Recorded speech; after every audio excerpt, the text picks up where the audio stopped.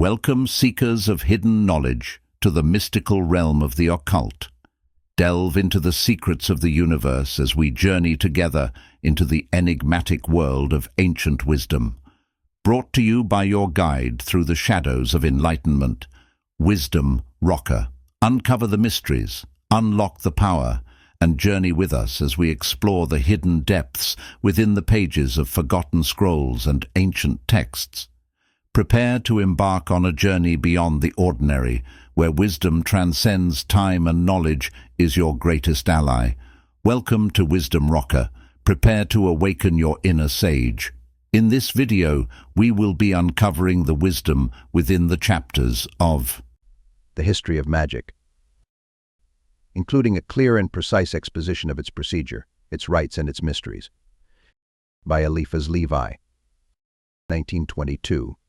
Book 6, Magic and the Revolution, Vow. Chapter 3. Prophecies of Cazotte. The school of unknown philosophers founded by Martins de Pasquale and continued by L.C. de Saint Martin seems to have incorporated the last adepts of true initiation. Saint Martin was acquainted with the ancient key of the tarot, the mystery, that is to say, of sacred alphabets and hieratic hieroglyphics. He has left many very curious pantacles which have never been engraved and of which we possess copies. One of them is the traditional key of the great work and is called by Saint Martin the key of hell, because it is that of riches. The Martinists were the last Christians in the cohort of Illumines, and it was they who initiated the famous Cazotte.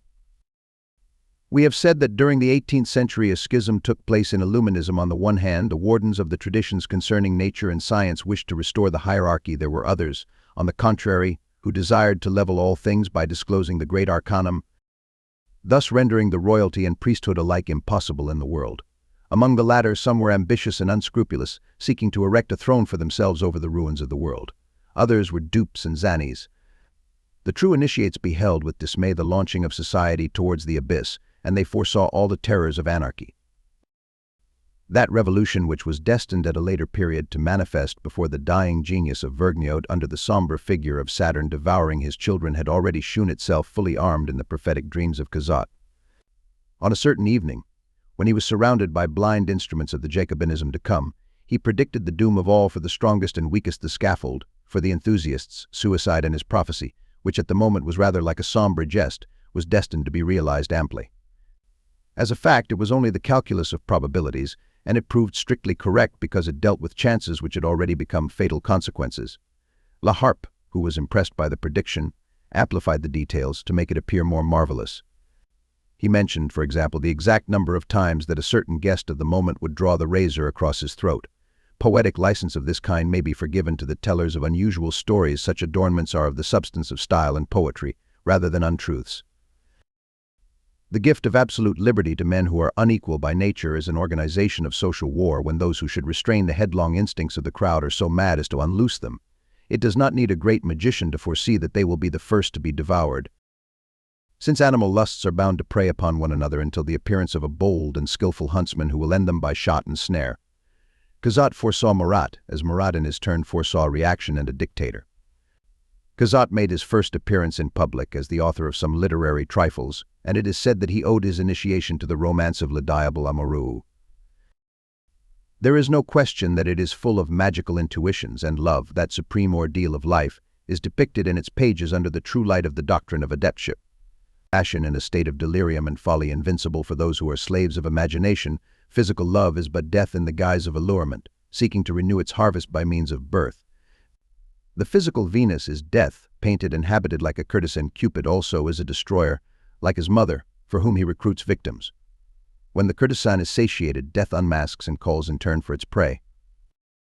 This is why the Church, which safeguards birth by sanctifying marriage, lays bare in their true colors the debaucheries which are mortal, by condemning without pity all the disorders of love.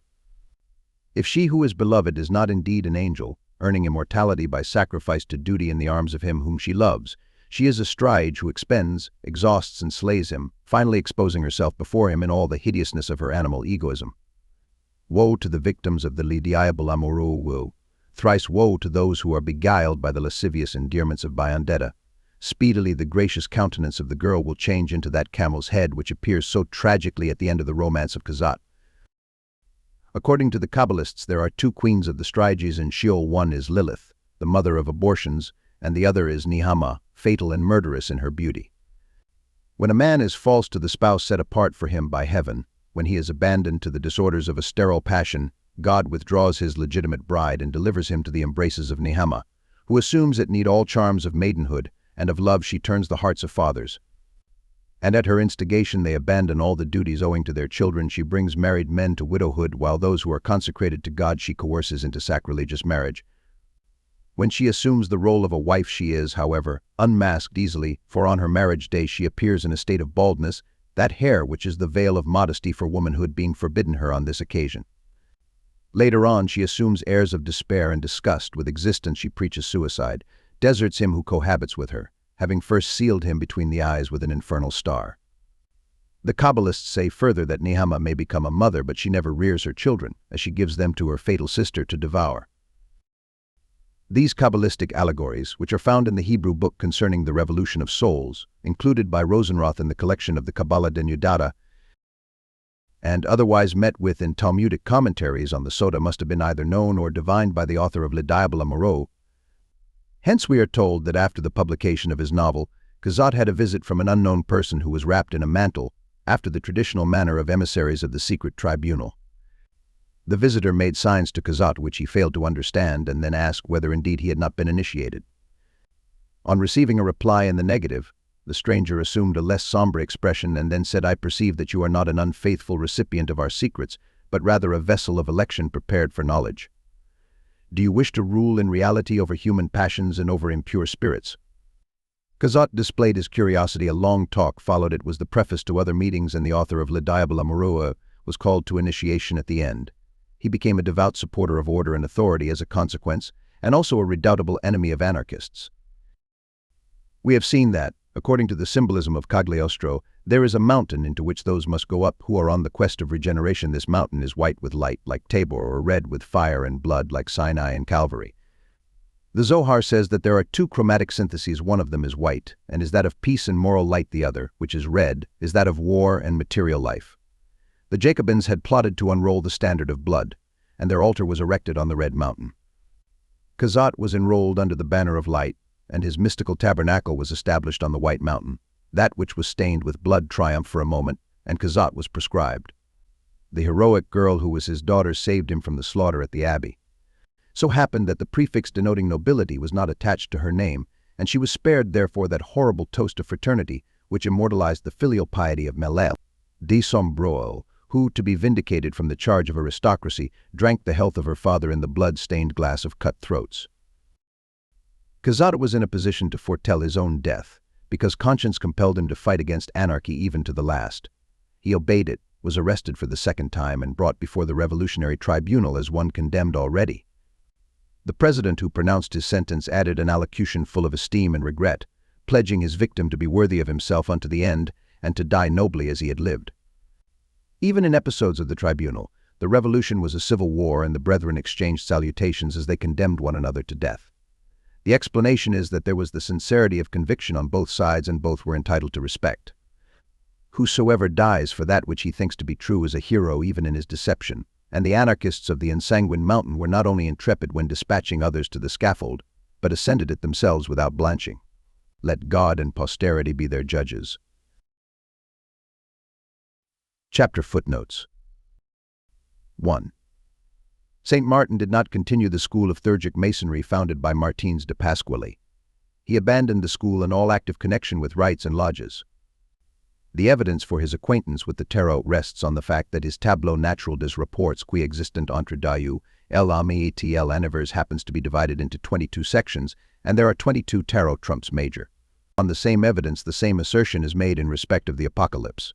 That which seemed adequate for Eliphas Levi continues to be found sufficient for the school of Martinism today, and for its Grand Master Papas. 2. See Deleuze' Memoirs sur la faculté de la prévision, 1836. 3. The reader who is in search of romances may also consult P. Christian Histoire de la Magie, published about 1871. It pretends that Court de Gebelin left an account in manuscript of the interrogation of Count Cagliostro in the presence of many Masonic dignitaries, including Cazotte, at the Masonic Convention of Paris. The date was May 10, 1785. Cagliostro on that occasion predicted the chief events of the French Revolution and, at the suggestion of Cazotte, gave the name, then unknown, of the Corsican Napoleon Bonaparte. 4. The Tractatus de Revolutionibus Animarum was the work of Rabbi Isaac de Loria, a German Kabbalist. It is contained in the second volume of Kabbalah Denudata. It is not allegorical and it has no Talmudic or Zoharic authority. As it was translated into French in 1905, most people can judge for themselves on the subject. Thanks for watching the Wisdom Rocker. Don't forget to like, comment, and share.